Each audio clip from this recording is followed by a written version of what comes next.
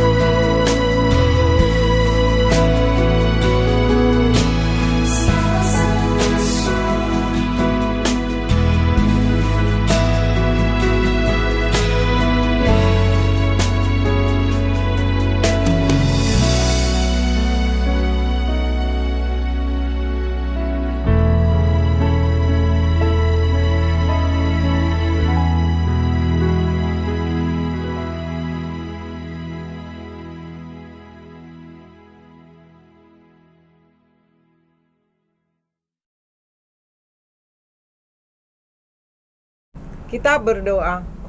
Terima kasih Tuhan atas pimpinan-Mu kepada kami, atas berkat yang Tuhan berikan bagi kami. Kami mendapat sukacita yang dari Tuhan, kami mendapat kekuatan dan kesehatan yang dari Tuhan. Itu semua karena kebaikan Tuhan kepada kami. Saat ini Tuhan, kami mau belajar. Berkati kami Tuhan, ajari kami supaya lebih mengerti pelajaran yang diberikan guru kepada kami. Ampuni dosa kami Tuhan. Di dalam nama Tuhan Yesus kami berdoa. Amin. Materi pembelajaran kita minggu yang lalu, gereja sebagai umat Allah yang baru. Materi pelajaran kita pagi ini mengenal gerejaku, bab 2 halaman 13. Pembacaan Alkitab Yohanes 17 ayat 18 sampai 20. Kita baca bersama. Sama seperti Engkau telah mengutus aku ke dalam dunia, demikian pula aku telah mengutus mereka ke dalam dunia. Dan aku menguduskan diriku bagi mereka, supaya mereka pun dikuduskan dalam kebenaran. Dan bukan untuk mereka ini saja aku berdoa, tetapi juga untuk orang-orang yang percaya kepada aku oleh pemberitaan mereka. Tujuan pembelajaran, siswa dapat memahami, mengenal gereja. Sekarang pretest. Tuliskan mengapa terjadi perpecahan gereja di Korintus. Ibu tunggu waktu 5 menit. Bagi anak-anak PJJ segera dijawab, fotokan dan cepat dikirim. Waktu menjawab telah selesai. Nah, sekarang buka buku halaman 14 dan 16. Ibu berikan waktu membaca 5 menit. Pahami dan amati cerita buku tersebut.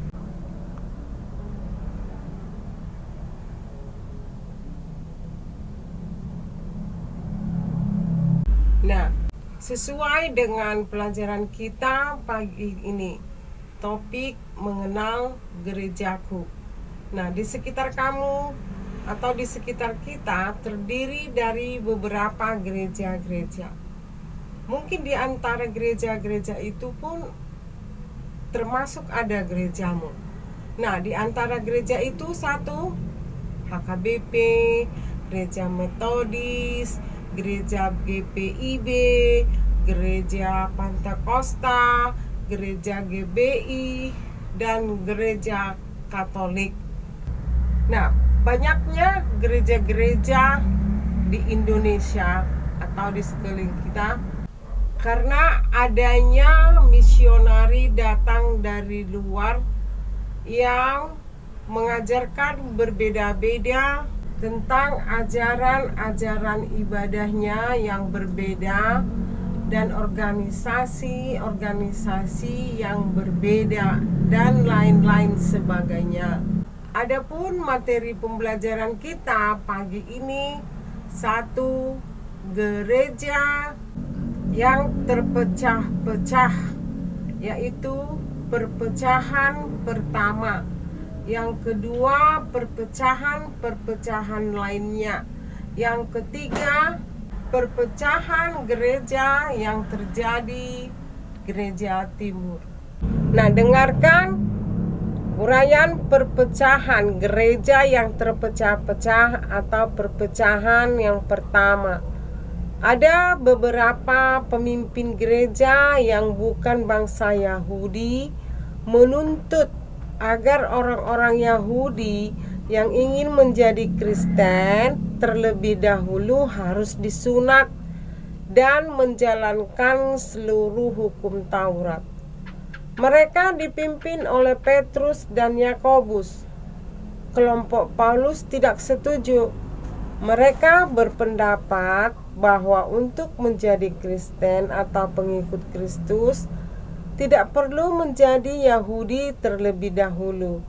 Mereka dapat langsung datang kepada Kristus dan tidak perlu dibebani dengan aturan-aturan Taurat.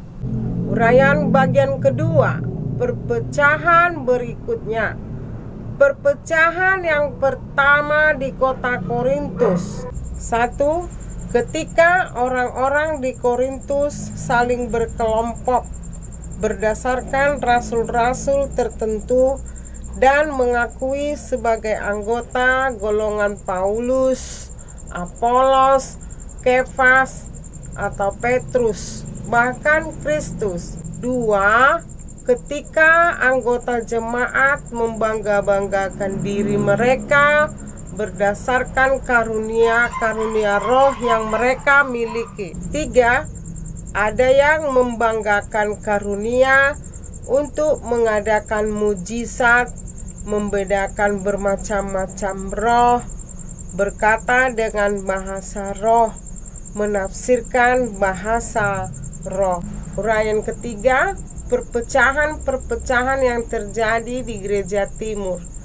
Perpecahan itu terjadi ketika gereja-gereja di timur merasa bahwa gereja barat telah menambahkan kata filioki, artinya perdebatan dalam pengakuan iman Nicea Konstantinopel, sehingga kata-kata kami percaya kepada Roh Kudus yang keluar dari Sang Bapa dan Sang Anak.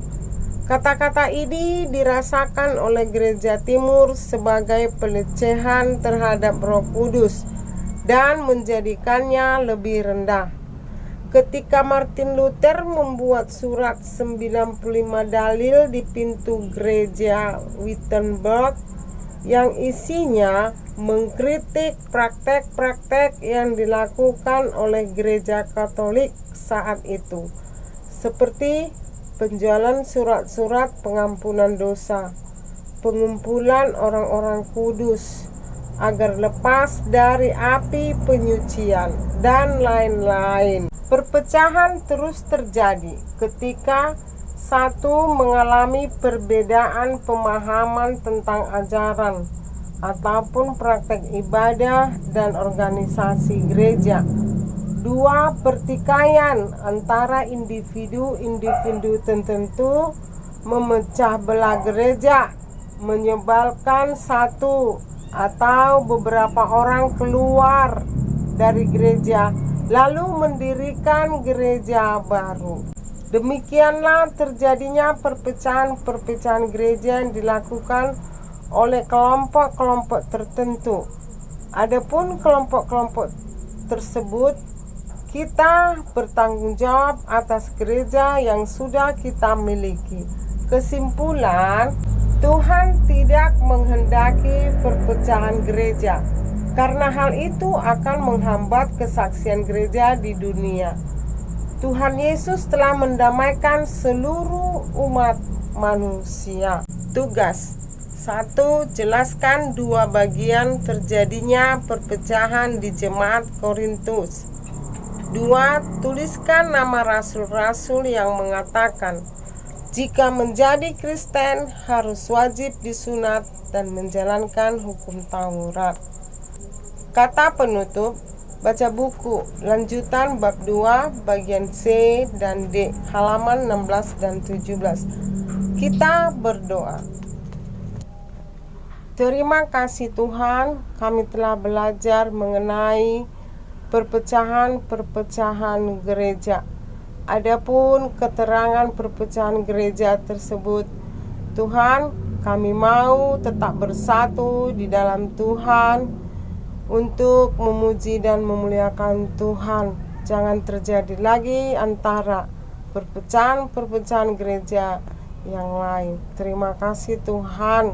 Di dalam nama Tuhan Yesus kami mengucap syukur dan berdoa. Amin. Sampai di sini pelajaran kita. Tetap ingat prokes 3M. Sampai jumpa.